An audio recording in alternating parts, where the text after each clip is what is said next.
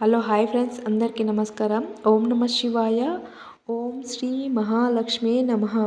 ఈరోజైతే మనం కలశం పూజ అనేది ఏ విధంగా చేసుకోవాలి అనేది సంపూర్ణంగా తెలుసుకుందాం.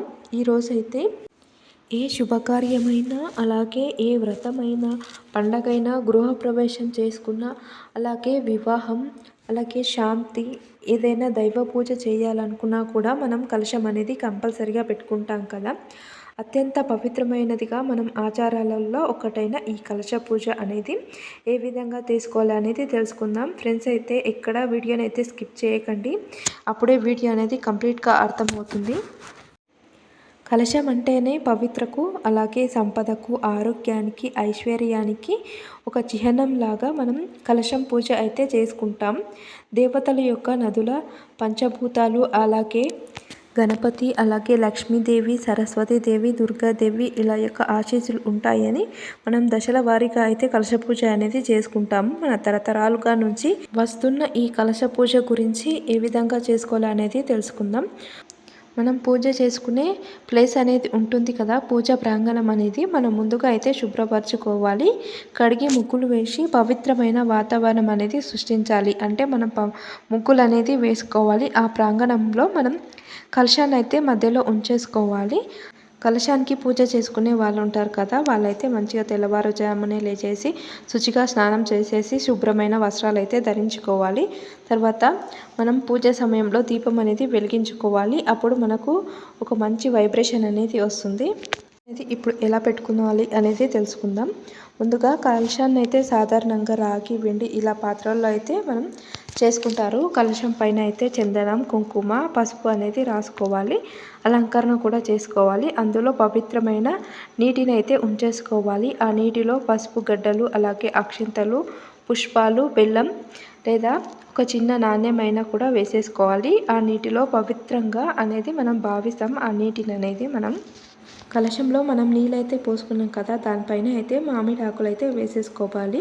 మామిడాకులు లేకపోతే తమలపాకులు అయినా సరే వేసుకోవాలి. 5 లేదా 7 అనేది ఉంచుకోవాలి. ఇవి పంచభూతాలుగా సూచిస్తుంది. సాధారణంగా 5 లేదా 7 ఆకులు అయితే ఉపయోగిస్తారు. తర్వాత ఒక శుభ్రమైన కొబ్బరికాయ పైన పసుపు, కుంకుమ, చందనం రాసి కొబ్బరికాయ కలశం అనేది మీద ఉంచుకోవాలి. దీన్ని కలశ శిరస్సు అంటారు. ఆ కొబ్బరికాయ పైన మనం ఎర్ర వస్త్రం లేదా పచ్చ వస్త్రంనైనా పెట్టుకోవాలి. ఇది ఒక మంచి గౌరవప్రదంగా అనేది మనకు అనిపిస్తుంది. ఒక కొత్త వస్త్రం అయితే ఇలా కొబ్బరికాయ పైన అయితే వేసేసుకోండి. అలాగే అలంకరణ కూడా చేసేసుకోండి. పువ్వులు, అలాగే పత్రి కూడా పెట్టుకోండి. ఇప్పుడు కలశానికి ఆహ్వానం అంటే దేవత యొక్క ఆహ్వానం అనేది ఏ విధంగా చేసుకోవాలి అంటే, ఇప్పుడైతే మనం దేవతలని ఆహ్వానం చేసేసుకోవాలి. కలశం లోపల ఉన్న అన్ని తీర్థాలు అంటే నదులు, దేవతలకు మనం ఆహ్వానం అనేది చేసుకోవాలి. కింద ఇచ్చిన ఈ మంత్రాన్ని అయితే ఒకసారి జపం చేసుకోండి. కింద ఇచ్చిన ఈ మంత్రాన్ని యొక్క అర్థం ఏమిటి అంటే, కలశంలో ఉన్న గంగా, యమున, సరస్వతి, గోదావరి, నర్మదా, సింధు, కావేరి అనే ఈ పవిత్రమైన నదులు మనకు క్షేమం కలిగించాలని భావంతో ఈ మంత్రం అయితే జపం చేసుకొని ఆ దేవతలకైతే మనం ఆహ్వానం చేసేసుకోవాలి. ఇప్పుడు పూజ అనేది ఎలా చేసుకోవాలంటే, ఇప్పుడు ఆ కలశానికి పుష్పాలు, అక్షంతలు, చందనం, కుంకుమతో పూజ అనేది చేసేసుకోవాలి. ఇలా పూజించాలి. దీపం అనేది వెలిగించుకోవాలి. దీపం అనేది వెలిగించుకునేటప్పుడు అగరబత్తులతో లేదా ఏకహారతితో అయినా మనం దీపం అనేది వెలిగించుకోవాలి. ధూపం అనేది పెట్టుకున్న తర్వాత మనం దీపం అయితే పెట్టుకుంటాం కదా, దానిని ధూపం నైవేద్యం సమర్పించాలి అని ఒక మంత్రం కూడా ఉంటుంది. కింద ఇచ్చిన ఈ మంత్రాన్ని కూడా జపం చేసుకోండి. ప్రతి దేవతకు కూడా మనం ఆహ్వానిస్తూ అక్షంతలు అనేది వేసుకోవాలి. అక్షంతలు, పుష్పాలు. ఓం హంస హంసయే నమః, ఓం మహావిష్ణువే నమః, ఓం శ్రీ మహాలక్ష్మే నమః, ఓం సరస్వతే నమః, ఓం గం గణపతే నమః అంటూ మనమైతే గణపతికి కూడా మొత్తం అన్ని దేవతలకు కూడా మనం ఆహ్వానం అనేది పలుకోవాలి. అక్షతలు అలాగే పుష్పాలు కూడా సమర్పించాలి. ఇలా ఈ విధంగా అయితే కలశం పూజ అనేది పూర్తవుతుంది. కలశం యొక్క ప్రాముఖ్యత ఏమిటి అంటే, మనం కలశంలో పూజలో ఉంచిన నీరు ఉంటుంది కదా, అది దేవత యొక్క తేజస్సుతో పవిత్రమైనదిగా మనం భావిస్తాము. ఇది నీటిని తీర్థంగా తీసుకోవచ్చు లేదా గృహప్రవేశం చేసిన వాళ్ళు ఇది ఇంట్లో మూలల్లో అయితే చల్లుకోవచ్చు. అలాగే వాస్తు శాంతి సమయంలో కూడా ఉపయోగించవచ్చు. కొన్నిసార్లు అయితే మనం ఈ కలశాన్ని మంచి ఒక ప్రదేశంలో కూడా ఎవరి తొక్కని ప్రదేశంలో కూడా వేసేసుకోవచ్చు. ఈ నీరునైతే ఇది శుభకార్యానికి మంచి సంపూర్ణత అనేది ఇస్తుంది. కలశం అంటేనే సంపద, సౌఖ్యం, ఆరోగ్యం, ఐశ్వర్యం అన్నీ కలిగించేది. అందుకే ఏ శుభకార్యం చేసినా కూడా మనం కలశం అనేది కంపల్సరిగా ఉంచుకుంటాము. ఇలా ఈ విధంగా అయితే కలశం పూజ అనేది చేసేసుకోవాలి.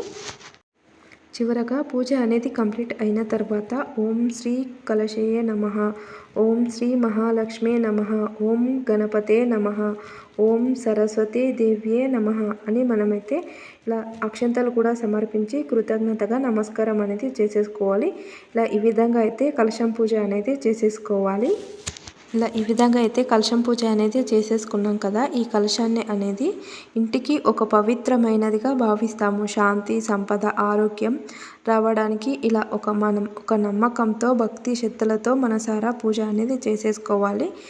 అప్పుడు మనకు దేవతల యొక్క అనుగ్రహం అనేది తప్పకుండా లభిస్తుంది ఫ్రెండ్స్. ఇలా ఈ విధంగా అయితే కలశం పూజ అనేది చేసేసుకోవాలి. కలశం పూజ అనేది చేసుకుంటాం కదా. కంప్లీట్ అయిపోయిన తర్వాత మరుసటి రోజున మనము కలశం కింద అయితే బియ్యం ఉంటాయి కదా, వాటిని అయితే మనం ప్రసాదంగా చేసుకొని ఇంట్లో వాళ్ళ మంత్రం అనేది తీసుకోవచ్చు. పరమాన్నముగా భావించి అయితే తీసేసుకోవాలి. కలశంలో ఉన్న నీరు అయితే మనం ఎవరి తొక్కని ప్లేస్లో అయితే వేసేసుకోవాలి.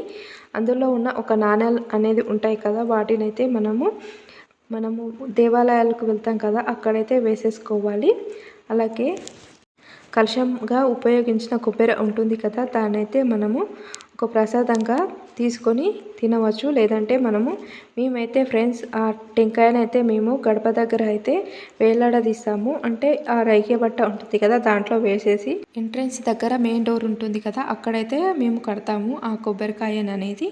మీరు ఎలా చేస్తారా అనేది కామెంట్లో తెలియజేయండి. మేము ఏ రథం చేసుకున్నా కూడా మేము ఆ టెంకాయని అయితే మేము అలానే కట్టుకుంటాము.